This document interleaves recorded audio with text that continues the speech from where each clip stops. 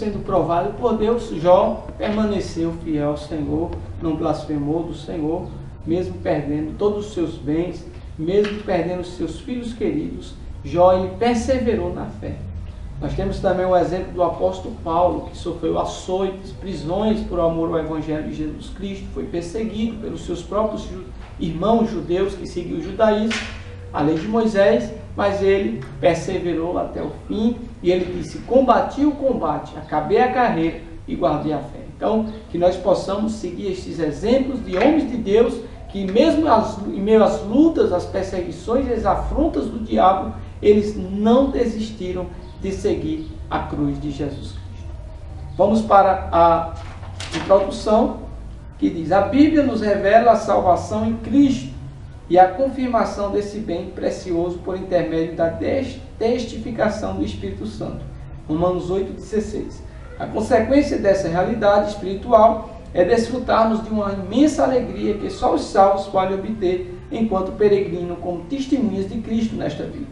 Entretanto, convém alertar que as Escrituras mostram a possibilidade de se perder a salvação em casos de apostasia da fé em Cristo. Por isso, o crente deve perseverar na fé. Então, o Senhor Jesus Cristo, ele disse lá em Mateus capítulo 24, da palavra do Senhor, versículo de número 13, que quem vai realmente ser salvo não são aqueles apenas que levantaram a mão em um dia da sua vida, não é? Ou aquele que, por sua vez, se arrependeu ali numa noite, não é? Em que estava ali na igreja e confessou Jesus como seu Salvador, não é, irmãos? Mas é aquele que perseverar até o fim será salvo, como está escrito aqui em Mateus capítulo 24, versículo de número 13, Jesus Cristo disse: mas aquele que perseverar até o fim será salvo. Lá em Apocalipse, no capítulo de número 3, versículo 11, não é, irmãos? O Senhor Jesus revelando ali na ilha de Patmos a João sobre os acontecimentos do fim. Podemos ver aqui o Senhor Jesus Cristo olhando para João Batista, ele disse: eis que venho sem demora, guarda o que tens para que ninguém tome a tua coroa. Então, a promessa de salvação, ela está realmente para aqueles que perseveram na fé, aqueles que, por sua vez, não voltam atrás, aqueles que não se afastam da sua fé, não se afastam da casa do Senhor, não deixam a cruz de Jesus por conta das perseguições, não é? Por conta das afrontas do inimigo contra as nossas vidas. Sabemos que se Jesus venceu o mundo, ele também prometeu que nós venceríamos. Basta nos permanecer na presença do Senhor, fazendo a obra de Deus, para que o Senhor Deus, ele entre no momento certo e nos conceda a vitória contra as potestades, os principados e as hostes da maldade. Por quê, irmãos? Nós estamos numa guerra, numa batalha espiritual. Enquanto estivermos aqui nesta terra que está no maligno, como está lá em 1 João 5,19, a igreja precisa estar se revestindo das armaduras de Deus, porque nós não temos que lutar contra a carne e sangue, mas contra os principados, as potestades e as hostes da maldade. Então Deus, ele não tem promessa com aquele que vive aos pés da televisão, comendo e bebendo, nos caminhos das coisas da vaidade. Deus não tem promessa com aquele que não ora, que não jejuma, que não lê a Bíblia. Deus tem promessa como Daniel, não é? Com aquele que orou durante 21 dias, jejuou e buscou de Deus a revelação, e o anjo veio e quebrou as cadeias que estavam impedindo a oração de Daniel chegar. Deus enviou Miguel, arcanjo, com espada de fogo para repreender, para quebrar as cadeias que estavam impedindo a oração do profeta de Deus chegar até os céus.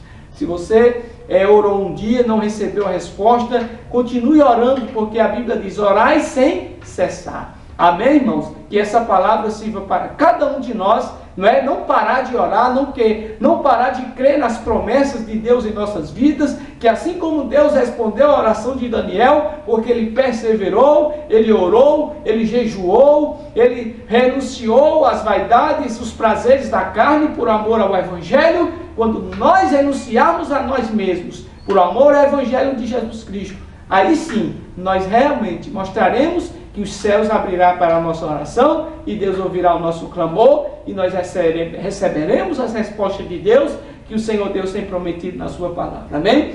Vamos dar prosseguimento na lição, meus caros irmãos e irmãs em Cristo. Vamos para o tópico 1, a perseverança bíblica. Primeiro subtópico, conceito bíblico de perseverança. Perseverar remonta à ideia de permanecer, resistir, em nosso caso, não desistir da fé cristã. Em tempos de tentação, aflição, angústia, provação e perseguição, nosso desafio, mesmo vivendo tais dificuldades, é o de mantermos inflexíveis e firmes na fé em Cristo, esperando pacientemente nele em tudo. É uma capacidade divina para resistir ao dia mau. Efésios 6, versículo 13. A Bíblia nos diz, né, irmãos, lá em Tiago, nós podemos ler aqui Tiago, o meio-irmão de Jesus Cristo,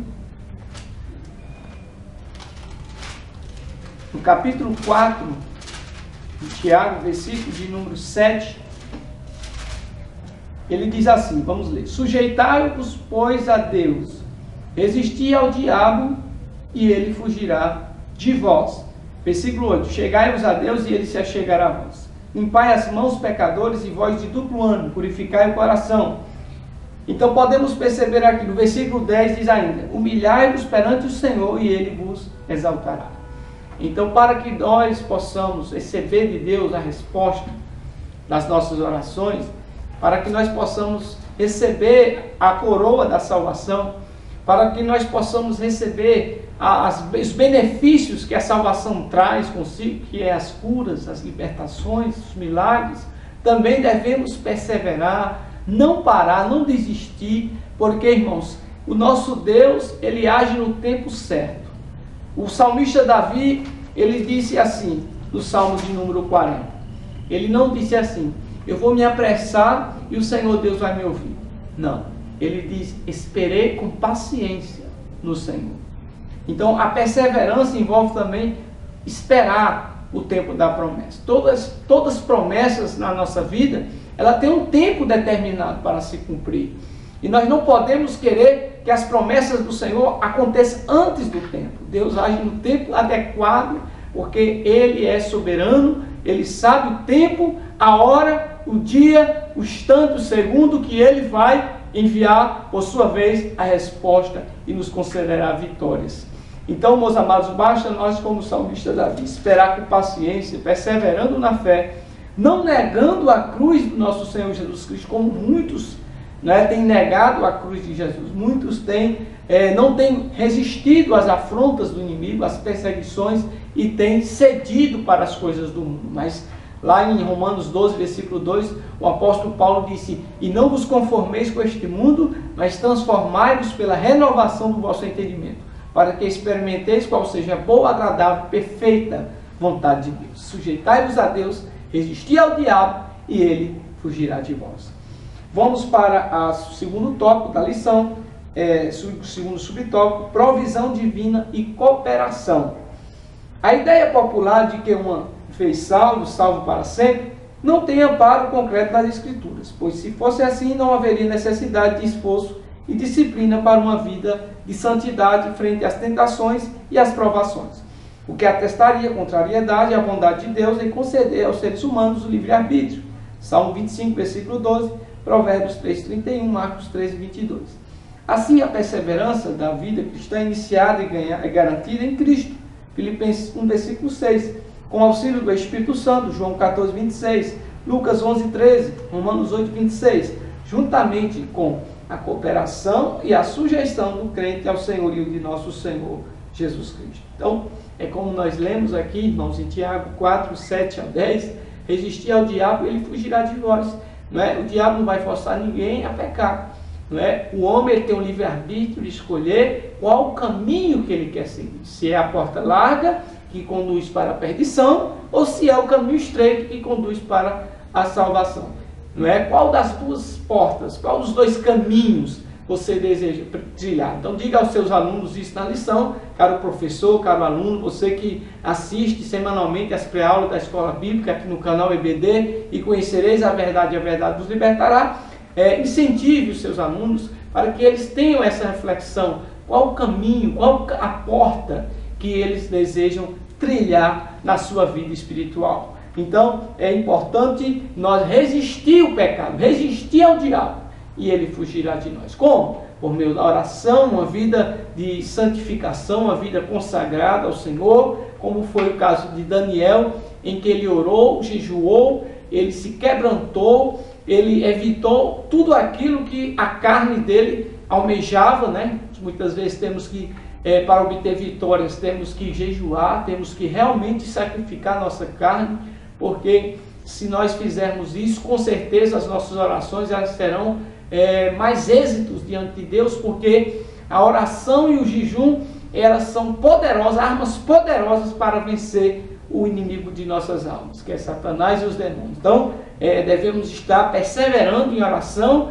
não deixando de lado o jejum também, para que no tempo determinado a resposta do Senhor venha sobre cada uma de nossas vidas e nós glorifiquemos o nome do Senhor. Sabemos que tudo é para a glória do Senhor, não é, irmãos? Todas as coisas cooperam para o bem daqueles que amam a Deus, como diz lá em Romanos 8, 26. Então, devemos esperar o tempo da promessa com paciência e na presença do Senhor. Vamos para o tópico de número 2, o perigo da apostasia. Primeiro subtópico, conceituando a apostasia.